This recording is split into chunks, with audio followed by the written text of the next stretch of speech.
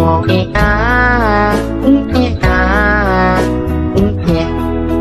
been a really, really messed up week. Some days torture, some days better. La la la, la la la. Kami berdua betul-betul mencium bau pocong tuh, bau kali, busuk kali, sampai mual-mual kami ciumnya. Mereka kembali lagi dikejutkan dengan adanya suara seseorang yang lagi nurunin tangga dengan terburu-buru. Hai, wassalamualaikum warahmatullahi wabarakatuh. Terima kasih sudah klik video ini. Tanpa terasa sudah masuk malam Senin lagi nih, Wak. Itu berarti malam ini saatnya aku menemani kalian dengan membawakan kisah horor Wawa part 178.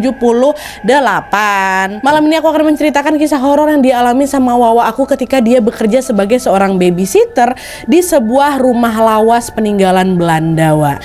Tanpa disadari, salah satu rekan kerjanya Wawa kita ini melakukan sebuah kesalahan fatal sehingga mereka mengalami teror mistis dari makhluk-makhluk tak kasat mata yang tersembunyi di dalam rumah itu. Dan yang lebih epiknya lagi, Wak, salah satu makhluk tersebut ternyata ada nih kaitannya dengan sejarah kelam yang menimpa penghuni rumah itu puluhan tahun sebelumnya. Nah, penasaran dengan kisah selengkapnya? Jadi tanpa berlama-lama lagi, kita langsung masuk aja ke ceritanya ya. Check it out.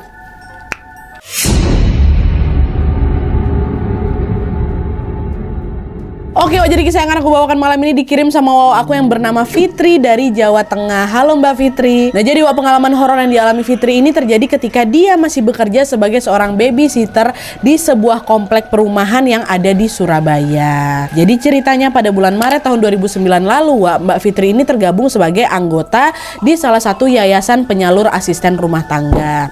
Nah, pada suatu hari Fitri ini mendapatkan informasi kalau dia diterima bekerja kepada pasangan suami istri yang kita sebut aja namanya Pak Raffi dan Bu Lili. Nah, pasangan suami istri ini diketahui memiliki 3 orang anak yang masih kecil-kecil semua, sehingga mereka membutuhkan bantuan babysitter untuk mengurusi keseharian ketiga anak mereka. Ditambah lagi pasangan ini bekerja dua-duanya, Wak. Dan ternyata Fitri ini diterima bekerja di sana nggak sendirian, melainkan bersama teman satu yayasannya juga yang bernama Mbak Marni. Nah, pada hari yang sudah ditentukan, Fitri dan Mbak Marni ini pun pergilah ke rumah calon bos mereka tadi, yaitu Pak Raffi dan juga Bu Lili. Sesampainya di sana, mereka berdua pun langsung disambut dengan ramah dan juga sangat baik sama mereka berdua. Setelah saling berkenalan, Bu Lili pun menjelaskan secara detail tentang pembagian pekerjaan yang nantinya akan mereka lakukan. Pada saat itu, Wawa kita, Bu Fitri ini ditugaskan untuk merawat anak bungsu mereka yang masih berusia 2 tahun. Sedangkan Mbak Marni secara khusus ditugaskan untuk membereskan urusan-urusan domestik di rumah seperti memasak, mencuci, dan bersih-bersih. Jadi Mbak Marni jadi ART-nya gitu. Dan selain itu, Bu Lili sang majikan ini juga menjelaskan kalau di rumah itu ada nih seorang babysitter lain yang memang sudah bekerja lebih dulu sebelum mereka berdua. Namanya Sus Ayu. Dan Sus Ayu ini bertugas untuk merawat anak pertama mereka yang masih berusia 6 tahun dan juga anak kedua mereka yang masih berusia 4 tahun. Jadi di sini berarti apa? Bu Lili memperkerjakan 3 orang, Wak, ya. 2 babysitter sama 1 ART. Sus Ayu jaga anak 1, jaga 2, Fitri jaga anak ketiga, Mbak Marni jadi ART. Jelas ya? Nah, setelah menjelaskan tentang pembagian kerja tadi, Bu Lili pun meminta Fitri dan Mbak Marni untuk menandatangani kontrak kerja, di mana salah satu poinnya adalah mereka dilarang resign selama 1 tahun ke depan. Dah, dari tantanganlah mereka berdua. Selesai tanda tangan, Bu Lili pun memanggil Sus Ayu dan meminta dia untuk berkenalan juga sama Fitri dan juga Mbak Marni. Dengan cepat mereka bertiga pun langsung akrab mengobrol satu sama lain, Wak. Tidak lama kemudian Sus Ayu ini mengantar mereka untuk beristirahat di kamar yang memang sudah disediakan di rumah itu. Selain itu, Sus Ayu juga menjelaskan nih, Wak, beberapa peraturan-peraturan yang memang ada di rumah ini. Sus Ayu bilang, "Mbak-mbak sekalian, nih aku mau kasih tahu ya, selama kalian bekerja di sini jangan ada yang mandi waktu maghrib tiba. Terus jangan mencabut atau membuang apapun yang ada di pintu dan jendela." Ingat bagian sini. Dah. Nah, mendengar penjelasan itu, Fitri sebenarnya mengiyakan, tapi sambil ngebatin, loh, emangnya kenapa di pintu sama di jendela itu? Ada apa? Apanya nggak boleh dibuang? Kayak gitulah. Karena meskipun penasaran, waktu itu aku nggak berani nanya lebih lanjut lagi Nadia, secara aku masih anak baru ya kan. Dan aku iyain aja, ya sudahlah memang kayak gitu peraturannya. Dan selain menjelaskan tentang peraturan di sana, Wak Sus Ayu ini juga mengajak mereka berdua berkeliling rumah sambil menjelaskan tempat-tempat yang memang ada di rumah itu. Misalnya, nanti kalau misalnya kalian sholat tempatnya di sana ya. Kalau nanti mau jemur baju tempatnya di sini, kalau mau masak di situ dan lain-lain. House tour kayak gitu. Nah, pada saat berkeliling ini, Wak, Mbak Fitri ini baru menyadari kalau rumah itu ternyata rumah lawas kali Nadia. Rumah lawas peninggalan Belanda. Dan seperti rumah peninggalan Belanda pada umumnya, tentunya rumah itu pun memiliki pintu-pintu berukuran besar yang terbuat dari kayu jati kan. Dan selain itu Fitri ini juga notice, Wak, kalau tangga yang menghubungkan lantai 1 sama lantai 2 itu terbuatnya dari kayu. Betul kayu. Sehingga kata Sus Ayu, kalau kalian nanti mau melewati tangga itu, kalian diharuskan berjalan dengan sangat pelan ya, supaya tidak menimbulkan suara bising. Soalnya setiap kali melangkahkan tangga di kayu itu, terdengar suara hentakan kaki yang lumayan kencang, duk gitu. Jadi pelan-pelan ya nanti jalannya kayak gitu. Dan tuh setelah berkeliling, barulah di sana Nadia entah kenapa ya, perasaan aku langsung nggak nyaman sama suasana di rumah tuh. Pertama-tama nggak apa-apa tuh, tapi waktu berkeliling tuh kok kayak enak hawa rumah nih gitu. Tapi ya udah, Fitri masih berusaha untuk positif thinking. Udahlah, nggak ada apa-apa kok, kita di sini juga rame-rame. Aku nggak bisa keluar, aku udah dikontrak 1 tahun gitu. Udah aman lah pasti. Batinnya Mbak Fitri ini kan dah. Nah, pada minggu-minggu pertama bekerja semua berjalan lancar, Wak. Nggak ada apa-apa. Baik Fitri, baik Mbak Marni yang anak baru ini sama sekali tidak mengalami gangguan apapun. Tapi pada saat memasuki bulan ketiga, Mbak Marni nih duluan yang mulai mengalami sebuah gangguan yang akhirnya bikin dia trauma berat. Mbak Marni duluan nih, Wak. Nah, jadi ceritanya, Wak, pada hari itu Fitri sama Sus Ayu lagi pergi nemenin anak-anak ke sekolah dengan diantarkan supirnya Bu Lili, namanya Pak Amang lah katakan. Nah, di sisi lain Bu Lili sama Pak Raffi sang majikan ini sudah meninggalkan rumah dari pagi karena keduanya memang harus bekerja. Alhasil di rumah itu cuma Mbak Marni lah sendirian kan, si ART ini. Memang ketiga anaknya Bu Lili nih, Wak, kalau misalnya berangkat ke sekolah harus ditunggu sama Fitri sama Sus Ayu. Jadi gak cuma sekedar ngantar habis itu mereka balik, enggak, diantar, tunggu sampai mereka pulang baru balik sama-sama gitu. Jadi kan Mbak Marni sendiri ya nih di rumah, dan biasanya kayak gitu juga. Nah adalah tuh di hari itu setelah anak-anak sekolah dan kami pulang semuanya nih, anak-anak, Sus Ayu, Fitri, supir pulang, langsung lah mau masuk ke dalam rumah kan. Sampai di pagar, buka pintu, Fitri duluan yang masuk bilang, "Assalamualaikum Mbak Marni, kata kami pulang." Tapi anehnya bukan jawaban salam yang kami dengar Nadia, melainkan sebuah suara tangisan dari Mbak Marni. Di saat yang bersamaan, Mbak Marni tuh lari, pucat mukanya, lari dan ngampirin kami Nadia. Ini siang-siang bolong nih ya. Tuh yang terkejut aku tanya, Mbak, kenapa, ada apa? Kenapa kamu nangis kayak gini? Hei Fitri, Mbak ada ngeliat sesuatu di sana, kata dia. Nah, karena ngerasa ada sesuatu yang nggak beres, Sus Ayu langsung ngeh nih. Dia langsung lah ajak anak-anak kicik ini untuk pergi ke kamar dulu. Yuk anak masuk dulu gitu. Takut anak kecil ini ketakutan, orang dia nangisnya histeris kok. Nah, nggak lama kemudian Sus Ayu keluar lagi ikutan nimbrung sama Fitri yang masih menenangkan Mbak Marni. Dengan sangat hati-hati kutanyalah lagi kan Nadia, ada apa Mbak Marni nih? Kenapa? Coba tenang dulu, kamu lihat apa? Hening, Wak, nggak ada langsung dijawab tuh. Kelihatan kali shock mukanya tuh, kata siapa? Kata Fitri kan. Nah, barulah setelah beberapa kali ditanya, baru bisa Mbak Marni nih jawab. Mbak, kamu tahu nggak? Selama kalian pergi, saya ngelihat ada pocong di dekat tempat cucian, Mbak. Saya diliatin sama dia lama banget. Pocongnya bau busuk kali, Mbak, katanya. Hah? Masa iya ada pocong siang bolong kayak gini loh, kata Fitri kan. Iya, masa ada pocong? Sus Ayu nggak percaya juga. Masa iya? Saya nggak pernah kenapa-napa loh di rumah ini. Iya beneran, demi Allah. Awalnya saya pikir juga saya halu, tapi pocong itu malah terus-terusan ngedekat ke saya, Mbak. Kata, ya Allah Mbak, saya takut gitu. Syok kali dia, Nat. Dan mereka berdua berusaha lah menenangkan Mbak Marni lagi kan. Tenang Mbak, tenang. Yuk kita baca doa dulu. Yuk mandilah Mbak dulu, nanti kita sholat sama-sama. Udah Mbak, insya Allah nggak kenapa-napa, kata mereka berdua kan. Dan alhamdulillahnya Mbak Marni pun di saat itu sudah terlihat lebih tenang lagi lah setelah mereka berdua datang. Ditemenin tuh kami pepet terus dia, Nadia. Aku pikir udah lah kan udah tenang, dia melupakan hal itu, tapi ternyata tidak, Nadia. Besok harinya dia langsung minta resign. Mbak Marni nih langsung minta berhenti kerja tuh kau. Alasannya sih waktu itu dia bilang salah satu keluarga saya di kampung lagi sakit, Bu, gitu. Tapi meskipun demikian aku sama Sus Ayu ini udah menduga kali kalau Mbak Marni ini keluar pasti gara-gara dia trauma berat yang pocong siang bolong tuh lah. Sebenarnya waktu itu di sisi lain Bu Lili ini awalnya nggak ngebolehin Mbak Marni resign karena kan memang peraturannya nggak boleh resign sebelum setahun selesai kontrak kan, Wak. Tapi gara-gara Mbak Marni ini terus-terusan memohon, akhirnya Bu Lili pun terpaksa mengizinkan Mbak Marni untuk berhenti kerja. Resign Mbak Marni gara-gara nengok itu kan. Nah, udahlah tuh, singkat cerita, setelah Mbak Marni resign, Bu Lili sempat nih kesulitan mencari penggantinya Mbak Marni yang buat ART ini kan. Alhasil dia pun meminta bantuan Fitri, Wawak kita, untuk mencarikan pengganti asisten rumah tangga lain. Waktu itu Fitri bilang, saya punya Bu satu teman saya di kampung, kemungkinan dia bisa lah kerja di sini. Nanti coba saya hubungin dia Bu ya, namanya Mbak Mariam. Oh ya udah, boleh Dek Fitri, tolonglah, kata si Bu Lili. Nah, setelah diajak dan dijelaskan oleh Fitri, ternyata Mbak Mariam ini bersedia pula Dewa bekerja di rumahnya Bu Lili. Dah lah tuh, beberapa hari kemudian datanglah Mbak Mariam nih kan dari Jawa Tengah juga menuju ke Surabaya. Sesampainya di rumah itu, Mbak Mariam pun langsung menjalankan tugas-tugasnya, yaitu mengurus urusan domestik seperti Mbak Marni dulu, masak, nyapu, ngepel dan lain sebagainya. Awalnya mereka semua bekerja dengan lancar dan baik-baik aja awal-awalnya kan, Wak. Tapi pada suatu hari ternyata Mbak Mariam ini melakukan sebuah kesalahan yang cukup fatal, di mana kesalahannya itu membuat mereka yang awalnya ada tenang-tenang aja nih kamu Nadia kan, mulailah itu dihantui oleh serentetan teror mistis. Kesalahan fatal dari Mbak Mariam, anak baru nih, Wak. Nah, jadi ceritanya, Wak, pada suatu sore Mbak Mariam ini kan karena dia ART, dia lagi bersih-bersih rumah lah seperti biasa.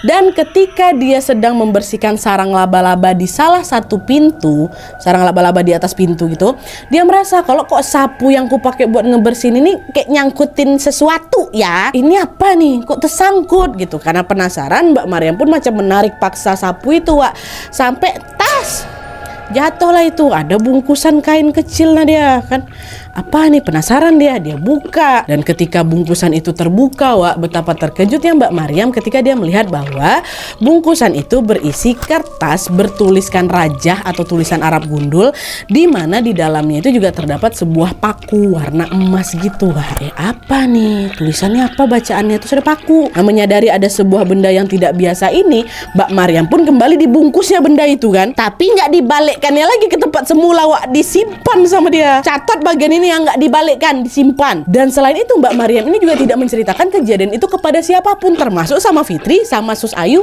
Enggak, udahlah nggak usah aku bilang siapa-siapa, nanti dipanding aku dimarahin, aku nak baru di sini jatuhin barang-barang bapak ibu, kata gitu kan. Ah, disimpan sama Mariam, nggak dibuang, disimpan kan. Nah dah, singkat cerita, beberapa hari sejak kejadian itulah mulailah itu muncul sebuah gangguan yang menghantui Fitri dan juga Mbak Mariam itu sendiri, Pak. Ceritanya nih, pada suatu malam Mbak Mariam ini lagi nyetrika baju kan di sebuah kamar yang ada di lantai atas, ditemanin sama Fitri. Gak lama kemudian terdengar suara gerimis, terus diikuti sama kilatan cahaya berwarna putih yang terlihat sangat janggal.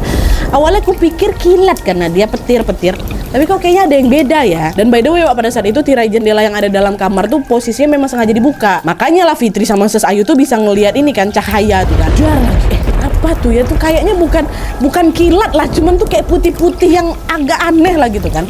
Karena penasaran, Fitri pun beranjak lah dari tempat duduknya tadi. Dia nengok lah lebih dekat ke arah jendela. Nah, disitulah Fitri tengok, apa tuh? Kok ada putih-putih terbang gitu, melayang-layang kan, tepat di belakang tower yang memang ada di rumah itu. Jadi rumah tuh ada macam tower apa, lantang aku pun nggak ngerti. Nah, di situ tuh dekat atasnya tower itu ada melayang-layang gitu kan. Awalnya aku pikir itu nada kilat aja gitu, ini nggak mungkin kuntilanak kan, nggak lah, itu kilat tuh, kata kayak gitu. Bukan apa-apa tuh, cuma pantulan dari kilat aja, makanya bentuknya macam melayang-layang. Mungkin itu kali ya. Fitri masih positive thinking. Nah, dengar Fitri yang ngomong sendiri itu, Mbak Mariam yang lagi nyetrika ini nyamperin dia lah juga. Apa Fit, nengok apa kau, kata si Mbak Fitri nih kan, Mbak Mariam nih kan. Tuh Mbak, tengok lah tuh Mbak, apa tuh putih-putih. Waktu ditengok sama Mariam, astagfirullahaladzim, ditutup langsung tirai jendela. Kuntilanak itu, katanya. Hah? Masa sih kuntilanak, Mbak? Gak mungkin lah. Kuntilanak itu jelas, sejelas itu dia nangkring kat tower.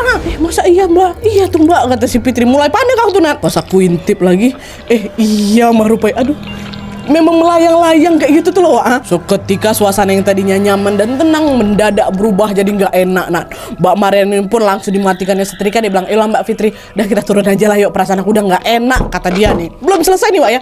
Iya Mbak, yuk lah yuk. Pergilah kita, aku juga udah mulai merinding, kata Mbak Fitri. Dah tuh, udah mau cepat-cepat nih mereka bergegas turun ke lantai 1 kan Wak. Tapi aduh ya Allah, pada saat mereka mau keluar dari kamar setrika itu, tiba-tiba mereka berdua ini dikejutkan dengan kehadiran sesosok hantu wanita yang tampak berwajah gosong, terbang dewa dari luar terus menabrakkan dirinya ke jendela kamar yang mereka intip tadi tuh. Dar kata kayak gitu berbunyi. Nah, seolah-olah sosok tuh mau nerobos masuk ke dalam rumah tuh loh, terdengar suara dar. Kami tengok, hantu kata mereka. Langsung terbirit kami berlari keluar kamar tuh. Nah, dia nurunin tangga tuh buru-buru untung gak terjatuh tuh. Gak cuman aku yang lihat, Nat, Mbak Fitri juga tengok jelas tuh. Nah, waktu udah nyampe di lantai 1, Sus Ayu kan gak tahu apa-apa. Sus Ayu di bawah nih. Dia dengar kehebohan itu langsung nanya lah, kalian kedua nih kenapa nih, berisik kali katanya. Mbak, kok gak tahu Mbak, kami habis ngeliat setan di atas Sus, kata gitu.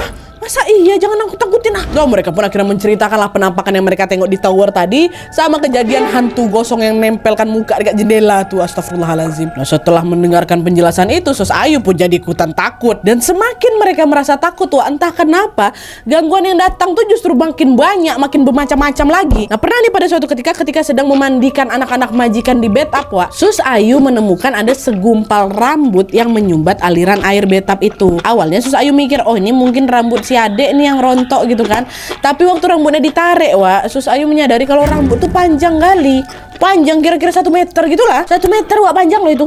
Dan di antara mereka bertiga yang ada di situ nggak ada yang punya rambut sepanjang itu. Bahkan Bu Lili, ibunya anak-anaknya juga rambutnya sepanjang bahu cumanya. Dan selain teror rambut, Wak, mereka ini juga sering mengalami kejadian mistis seperti mencium bau anyir secara tiba-tiba atau melihat sekelebat bayangan-bayangan misterius. Dan teror-teror itu pun terus berlanjut hingga puncaknya. Fitri, Wawa kita sama Mbak Mariam ini, Wak, mengalami sebuah kejadian yang jauh lebih ekstrim lagi ya.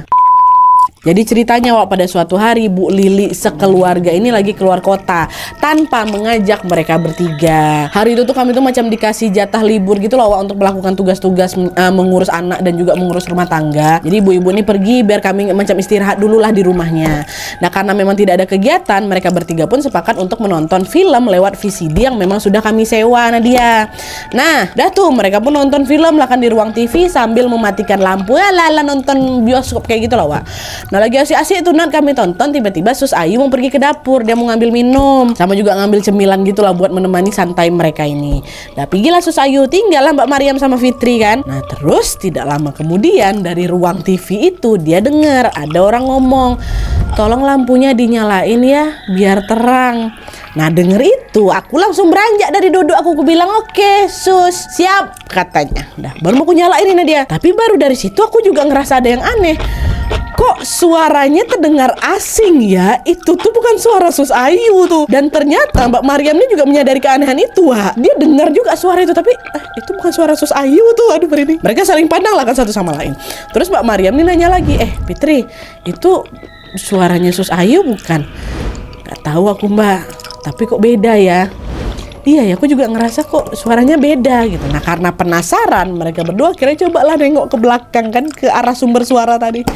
Dan kalian tahu, tepat di saat mereka melihat ke belakang itu ada, Wak, pocong lagi ngintip mereka dari belakang tempat cucian yang lumayan jauh dari ruang TV. Astagfirullahaladzim. Tempat cucian tuh, which is tempat yang pernah dibilang sama Mbak Marni dia nengok pocong. Ada di situ pocong, gitu katanya. Wajahnya memang nggak begitu jelas, Nadia, tapi tuh pocong terikat dia. Karena kan posisinya juga lumayan jauh, jadi wajahnya memang nggak kelihatan. Tapi Nadia yang paling jelas apa? Yang paling jelas kami berdua betul-betul mencium bau pocong tuh, bau kali, busuk kali, sampai mual-mual kami ciumnya. Ini berdua yang nengok nih, Wak ya. Nah, belum sempat mencerna keanehan itu, Wak, mereka kembali lagi dikejutkan dengan adanya suara seseorang yang lagi nurunin tangga dengan terburu-buru.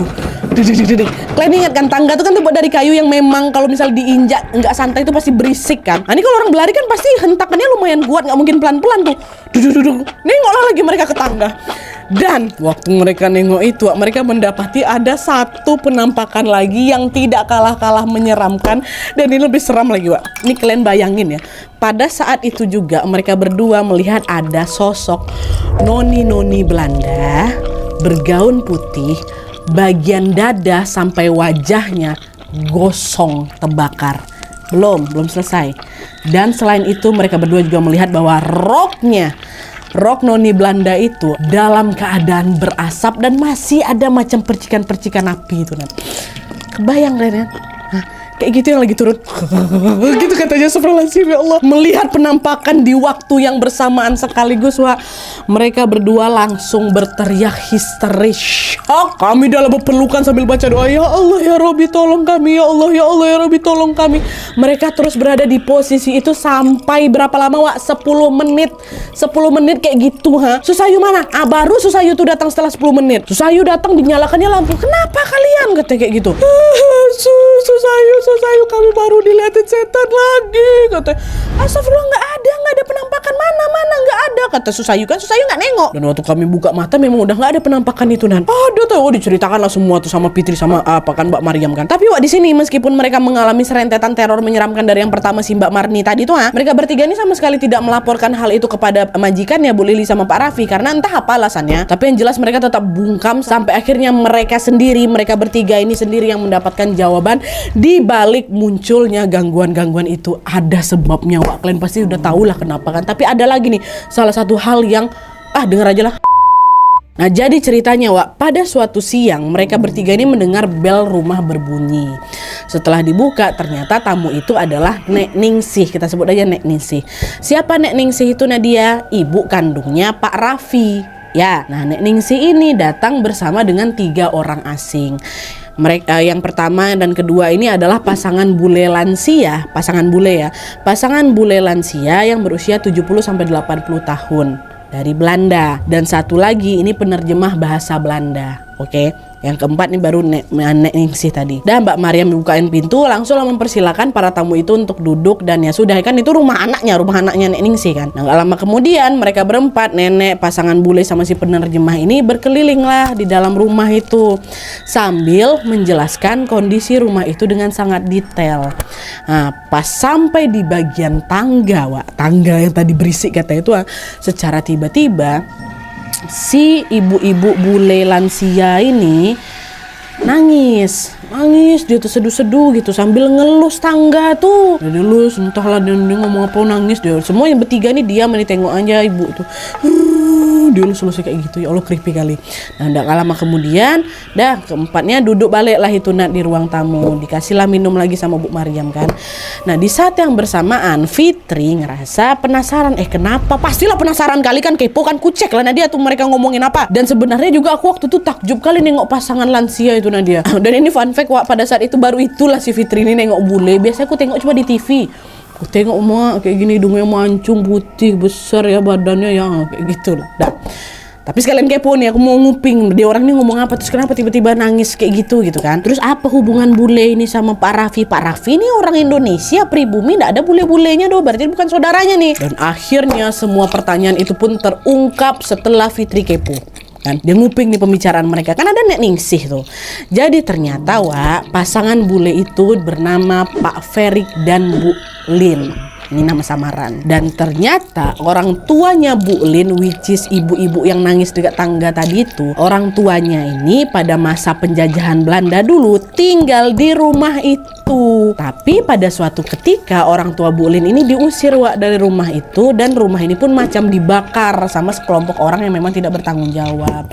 Usut punya usut, kejadian itu ternyata merenggut nyawa seorang gadis perempuan, gadis muda yang merupakan kakaknya Bu Lin. Nah, kalian tahu dia ini siapa? Iya, Wak, dia itulah katanya sosok hantu noni Belanda yang aku sama Mbak Maryam tengok itu pas nobar tuh, Nadia.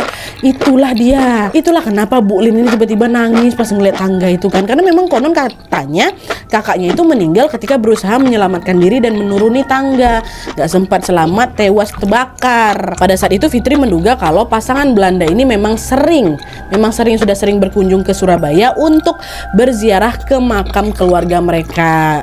Katanya 5 tahun sekali gitulah. Ada makamnya memang, tapi setiap kali nanti berziarah ke makam, mereka juga menyempatkan diri untuk mampir ke rumahnya Pak Raffi ini. Karena kan memang rumahnya zaman dulu kan, jadi untuk bisa mengenang momen-momen masa kecilnya Bu Lin dulu lawak sama kakaknya yang meninggal ke rumah tuh. Dan juga sekalian mengunjungi arwah kakaknya yang memang tewas di tempat itu, di rumahnya Pak Raffi inilah. Dah nggak lama kemudian Pak Ferik sama Bu Lin sama si penerjemah ini pun pamit lah sama Nening sih, mereka mau keluar. Dan pada saat itu si penerjemah ini bilang kalau mereka ternyata mau lanjut ke rumah tetangganya, Pak Raffi dulu. Ternyata kenapa mereka mau ke sini, mau nengok-nengok juga karena dulunya pada saat masih tinggal di situ, rumah Pak Raffi sama rumah tetangga ini masih satu kawasan, jadi rumah mereka tuh sebenarnya 2 rumah yang sekarang gitulah. Nah, pergilah mereka bertiga keluar dulu kan nengok-nengok rumah tetangga ini. Nah, setelah 3 tamu ini pergi, Nek Ningsih ngerasa ada sesuatu yang janggal sama tingkah lakunya si Fitri ini. Ada apa, Sus? Kenapa? Kamu mau ngomong apa? Ada sesuatu yang kamu sembunyiin? Kata Nek Ningsih ini kayaknya tahu sesuatu lah kan. Nah, dengar itu kaget lah aku, Nat. Nek, kenapa bilang sama saya? Nek, minggu kemarin kami diliatin penampakan noni Belanda, Nek. Dia jalan turun dari tangga, Nek. Terbakar dia, Nek. Saya lihat sama Mbak Mariam, kata Fitri. Ku kasih tahu lah, Nat. Nah, denger itu Nek Ningsih terkejut loh. Kok iso? Nggak tahu, Nek. Nggak tahu kami, padahal biasanya kami nggak pernah diganggu loh, Nek. Nah, nggak lama kemudian Sus Ayu pun datang juga. Iya, Nek. Saya juga beberapa hari yang lalu nemu rambut panjang kali dekat bathtub. Biasanya nggak pernah loh, Nek, ada kayak gitu. Hah? Serius kamu juga? Wah, udah ada yang nggak beres nih, kata Nek Ningsih kan. Dah. Nek Ningsih pun langsung lah itu berjalan memutari setiap sudut ruangan yang ada di rumah itu sambil nengok-nengok bagian pintu sama jendela, Wak. Terus nggak lama kemudian Nek Ningsih bilang, ada yang hilang satu nih, katanya. Nah, dengar perkataan nenek kayak gitu, barulah Mbak Mariam tuh yang dari tadi ngikutin nenek gugup, dia langsung balik ke kamarnya, balik lagi ke tempat nenek sambil ngebawain apa? Itulah tadi bungkusan yang terjatuh yang dia simpan tuh. Nek, ini Nek, saya nggak sengaja jatuhin benda ini pas bersih-bersih kapan hari itu, Nek. Nah, nengok kejadian itu Fitri sama Sus Ayu pun langsung kebingungan. Apa nih maksudnya? Kok nggak ada cerita apa-apa, bungkusan apa itu? Dari situlah Nek Ningsih pun langsung marah, Wak. Alah, pantesan lah kalian diganggu. Lawong ini nggak dikembalikan lagi ke tempatnya, oh. Kalau udah kayak gini harus dibersihkan lagi rumah ini nih, aduh. Asal kalian tahu ya, Nduk, bungkusan-bungkusan ini memang sengaja dipasang sebagai penangkal supaya tidak banyak makhluk halus yang mengganggu. Apalagi rumah ini memang dari awal sudah terkenal angker. Lah kalau ada raja yang kelepas kayak gini, yo gak heran setan-setan itu datang lagi. Itu kata Nek Ningsih, Wak. Disitulah Nat akhirnya pertanyaan kami semua terjawab. Kenapa tiba-tiba kami diganggu makhluk halus padahal awal yang enggak kan? Gara-gara ini terjatuh, datang setan-setan tuh. Sampai nampak rambut aku kan, maaf ya. Maaf, Wak. Mbak Mariam yang merasa bersalah pun akhirnya meminta maaf sama Nek Ningsih, dan ya udah Nek Ningsih maafin. Beberapa waktu kemudian rumah pun dibersihkan kembali dengan sebuah ritual pembersihan, dan alhamdulillahnya sejak saat itu mereka bertiga sudah tidak lagi mengalami gangguan mistis, Wak. Astagfirullahalazim. Oke, Wak, jadi itu tadi pengalaman mistis yang dialami oleh Fitri pada saat bekerja sebagai babysitter di Surabaya.